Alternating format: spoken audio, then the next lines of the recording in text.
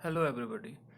इस वीडियो में हम डिस्कस करने वाले हैं आइसेंट्रोपिक प्रोसेस और आइसेंट्रोपिक एफिशिएंसी। मेरा नाम है अक्षय जैन। चलिए शुरू करते हैं। आइसेंट्रोपिक प्रोसेस जब आप थर्मोडायनेमिक्स पढ़ रहे थे तब फर्स्ट कुछ लेक्चर्स में ही आपने ये सब डिस्कस कर लिया होगा कि रिवर्सिबल प्रोसेस क्या होती है।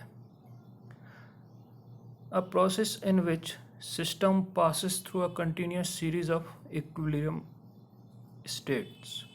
तो ऐसी प्रोसेस जिसमें जो सिस्टम की जो साइकिल है वो एक continuous series of equilibrium state से पास होती है, तो उसको हम बोलते हैं रिवर्सिबल प्रोसेस।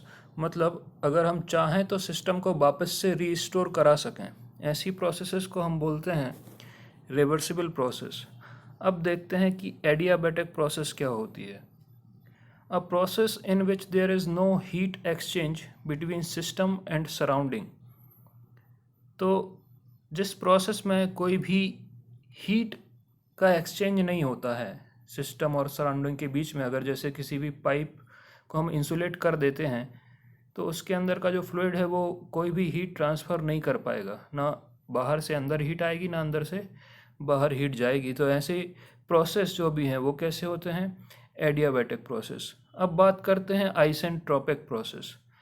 ऐसे प्रोसेस जो रिवर्सिबल भी हों और एडियाबैटिक भी हों उनको हम बोलते हैं आइसेंट्रोपिक प्रोसेस। अब ये ज़रूरी नहीं है कि हर आइसेंट्रोपिक प्रोसेस रिवर्सिबल एडियाबैटिक ही होगा। आइसेंट्रोपिक प्रोसेस मतलब जहाँ पे एंट्रोपी कांस्टेंट रहे। तो रिवर्सिबल एडियाबैटिक प्रोसेस में एंट्रोपी कांस्टेंट रहती है, लेकिन कुछ प्रोसेस ऐसे भी हो सकते हैं कि जिनमें एंट्रोपी कांस्टेंट हो, लेकिन ये ज़रूरी नहीं कि वो रिवर्सिबल एडियाबैटिक भी हों। आई थिंक आपको ये डिस्कशन समझ में आया होगा। आइसेंट्रोपिक प्रोसेस जब आप पढ़ते हैं तो एक रिलेशन ड्राइव करते हैं। जब एडियाबैटिक लॉ और गैस लॉ से हम एक रिलेशन डेवलप करते हैं, T2/T1 equals to P2/P1 to the power gamma -1 divided by gamma is equals to V1/V2 to the power gamma -1। इसको अगर हम सिंप्लीफाई करते हैं तो गामा क्या है, एडियाबैटिक इंडेक्स होता है जिसकी वैल्यू होती है 1.4। अगर ये वाला जो टर्म है गामा -1 डिवाइडेड बाई गामा, इसको हम देखते हैं सिंप्लीफाई करके तो ये आता है 0.286। कैलकुलेशन के पॉइंट ऑफ व्यू से आप इसको मेमोराइज कर सकते हैं, या टाइम सेव करेगा आपका क्वेश्चन सॉल्व करते टाइम। आगे देखते हैं आइसेंट्रोपिक एफिशिएंसी क्या चीज़ होती है। तो अब कोई भी प्रोसेस आइडियल तो होती नहीं है। एक्चुअल सिचुएशंस में कुछ ना कुछ लॉसेस ज़रूर होते हैं। तो देखते हैं in actual conditions compression and expansion processes are subjected to losses due to turbulence, leakage and internal friction. That is why the temperature at the end of these processes are higher when compared with ideal case for same pressure ratio। इसको हम diagram से समझते हैं। हम बात कर रहे हैं कंप्रेशन की और एक्सपांशन की। कंप्रेशन होता है कंप्रेसर में, एक्सपांशन होता है टरबाइंस में, या एक्सपांशन डिवाइस जो भी आप ले रहे हैं। तो दो प्रेशर रेंजेस के बीच में कंप्रेशन होता है और दो प्रेशर रेंजेस के बीच में ही एक्सपांशन होता है। प्रेशर रेशियो तो सेम रहता है, लेकिन प्रोसेस आइडियल है या एक्चुअल है। एक्चुअल केसेस में क्या होंगे, लॉसेस होंगे। चलिए देखते हैं। हमने डिस्कस किया था कि एक्चुअल केसेस में टेम्परेचर बढ़ जाता है। तो यहाँ पे ये जो प्रोसेस आप देख रहे हैं, जो पिंक कलर से जो ड्रॉ की हुई है A to B प्रोसेस, ये कैसी प्रोसेस है, ये है आइडियल प्रोसेस। एक्चुअल केसेस में जो भी लॉसेस हो रहे हैं उनके बिहाफ में आउटलेट का टेम्परेचर इंक्रीज हो जाता है। तो एक्चुअल प्रोसेस जब एग्जीक्यूट होती है इस साइकिल से तो वो है A to B dash.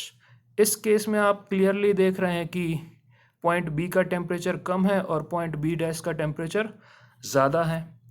Similarly जब हम टरबाइन की बात करते हैं, टरबाइन में हम जनरली एक हाई प्रेशर फ्लूइड को एक्सपांड करा देते हैं टू लो प्रेशर फ्लूइड।